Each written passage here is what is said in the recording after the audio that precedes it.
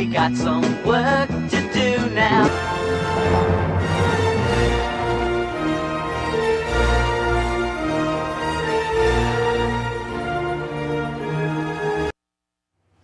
Hey, this is Nathan Jenkins and Logan Rankin. And we're AGTV Movie Review. We're going to go over 3 movies today. Our 3 movies are going to be Lord of the Rings, Saw, and Deadpool, which are 3 personal favorites for me. How about you? Me as well. Now, you see, the way Lord of the Rings starts out is, Dobby was, didn't he go to his house? And Frodo, you idiot.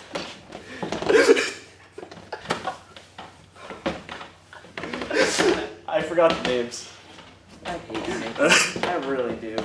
Alright, anyway. As we were saying, Frodo, his life is great. I believe I can't really see from here. I'm guessing this is him. Everything was normal. He was living in his village, happy, until his uncle gives him a ring that he had from his old adventures. And because of this ring, he's being hunted by Nazgul, or just wraiths that want the ring for themselves and to bring it back to Sauron. But with the help of his friends, he makes it to Barad-dûr, where it was made, and he's able to destroy the ring. So, how many movies was there? Is there like 7 or? There's 3. 3. All right. There was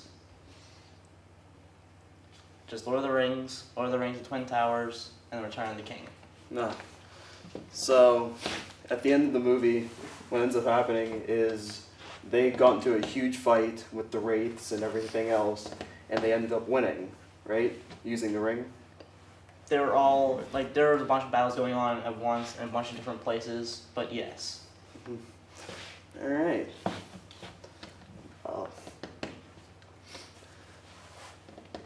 Well, with the battles, some of the friends were in Pelennor Fields, where the Nazgul were, and they were able to defeat the Nazgul with some new help.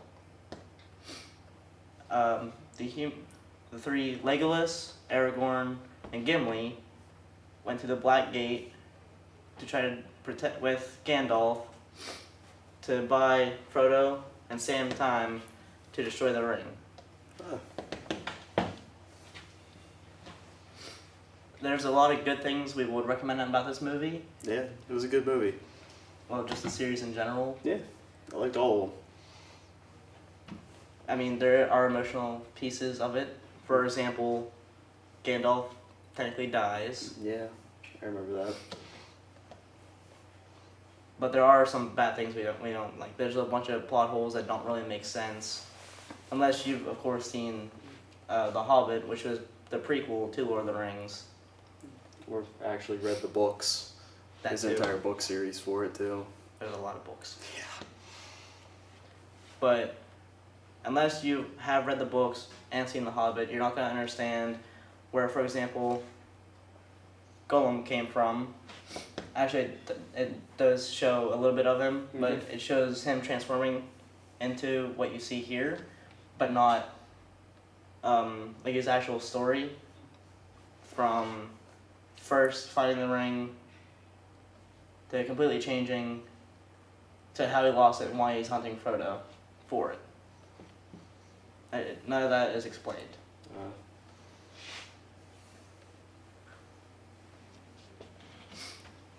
And so, anything else? You really? Apologize, been under the weather. With the movie, it's almost like a more kid-friendly Game of Thrones. I was getting that vibe from it. I'm not entirely sure when the Game of Thrones books came out. I don't know if they're before or after, but it's very similar because there's different kingdoms that are sometimes at war with each other. For example, man and elves. Usually they are at war or they avoid each other. But at the very beginning of the movie, when they're going to kill Sauron, they are working together and then that's pretty much the last we hear of the elves until the second movie. So that kind of like throws everything off because we don't know what happened to them until a year or so whenever the movie came out. There's just like the timing in between is just off. All right. Next. Saw. Next. But first, a quick word from our sponsor.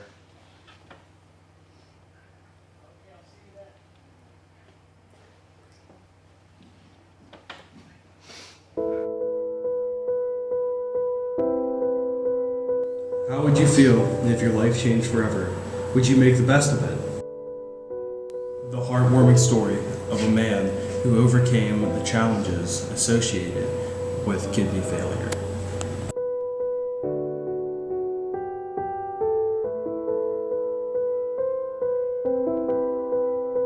Despite the many hardships and adversity he faced, he never gave up. Don't miss the premiere of The Redemption of Andrew Larkin, coming to a theater near you this summer.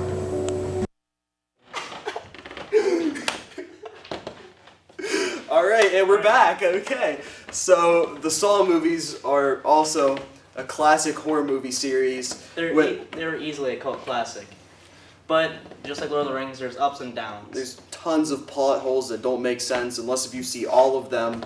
Even whenever you see all of them, you have to actually read between the lines and look for little Easter eggs and things like that. It's almost like school. You actually sometimes have to take notes to write things down that you see. Some things aren't explained. I mean, the first one came out in, I think, 2003, and most of it wasn't explained until 2011 when the first one came out, or when the last one came out. Yeah. But there is a lot of great things about it, a lot of gory traps and things like that if you're into a lot of horror movies and gore. It's more of almost like a graphic Tom and Jerry in a way, because sometimes they do play cat and mouse. Usually Jigsaw plays cat and mouse with the police, except for the second one, I believe it was, where they spent the entire movie trying to interrogate him, while as the detective's son went through the entire trap. But don't ever get attached to the characters, because everything bad happens. That or one movie, you think you're rooting for them because they're a good guy, but in the next one you don't know if they're going to end up being a Jigsaw accomplice or just being a part of a trap. Yeah, or someone has their own personal gain. Yeah. So you can't really relate with any of the characters either. Because they all did really bad things, but just kind of hit it up, and that's kind of Jigsaw's point, is don't take life for granted. Because didn't he die from cancer? He almost did. He would have, but one of the trap victims actually killed him with an angle cutter, I believe. So what was your favorite trap? My favorite trap has to be the reverse bear trap, because it is easily a classic. Because from the first movie, which is that one right there, it shows Amanda in the trap. The only bad thing is we don't see it actually, other than mannequins, we don't see it like in its full glory till the last movie, whereas Jigsaw's wife is actually killed by it. Oh yeah. Probably my favorite was the angel trap, whenever he had his ribs hooked up, and then she had to reach into the pit of acid to grab the key, and she failed, and it just ripped her. That was one of my favorites as well. Although I think a very lazy trap that he did was the butcher shop from, I believe, the third or fourth one, where the judge and there's a bunch of pig carcasses being ground up and like almost drowning the guy in a decomposing soup, basically. I feel that was really lazy from seeing the other movies with the reverse bear traps, the Iron Maiden mask. They're just all very like intricate and complex, and then you just have... So what do you think the most complex trap was? Most complex trap was probably... I don't remember which one this was. The one where it had the people who like they all had the same keys at the very beginning, and they all could have fit. Like they had to work together.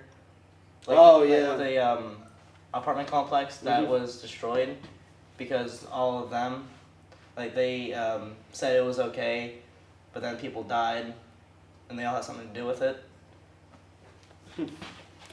Probably the most complex trap I think there was probably the needle one, because how do you get a bunch of used syringes and everything else, and then that entire section of it was just so long. The thing is, I agree with you. It was really drawn out. I think they wanted to draw it out because of the fact that so many people have a fear of needles and go to the doctor. Mm-hmm. So they really wanted to like get at that. But I feel that they weren't used. A couple of them looked used, but it's more they're just brand new syringes like right out of the doctor's office, like empty pens and stuff like that. That's what I felt they were.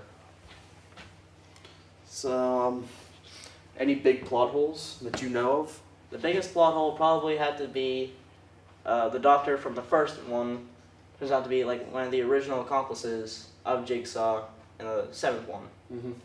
Because he's the one that stops Hoffman. He's the one that puts him in the bathroom where he lost his leg and his other cellmate, I'm going to say, died.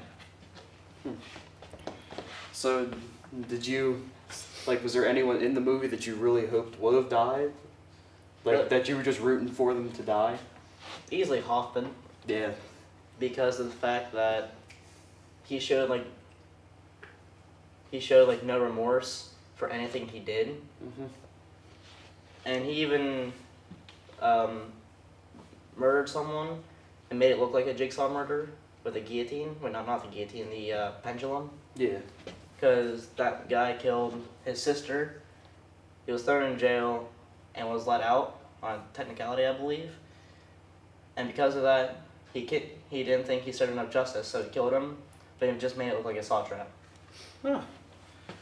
Well, I easily recommend it to any viewer out there that wants to get into, that likes horror movies and gory movies. I recommend it. Do you? It was definitely a great series to watch. Although I'd rather not watch it with your kids because of the fact there's a lot of language, there's a lot of gore. I'd rather not, traumatize your children. And on to our next movie, Deadpool. The Mirth of the Mouth. This was a great comedy that came out. It's rated R, Obvious reasons. Mature, and there really wasn't any plot holes to this movie. It was just a great all-around movie. Yes, but there were some, I think, boring parts to it. Yeah. Like, it showed, just for example, at the very beginning, him sitting in the house with that woman, the blind woman, Mm-hmm. after he cut off his hand to escape the Mercenaries or whatever they were. I believe they were the X-Men. I can't remember. No, that was at the end. Yeah, but at the very beginning, the Titanium Man, Oh, yeah. the teenage girl found him and Francis. Yeah, but what ended up happening to him was, didn't he have some form of cancer too? Mm-hmm. And then did some...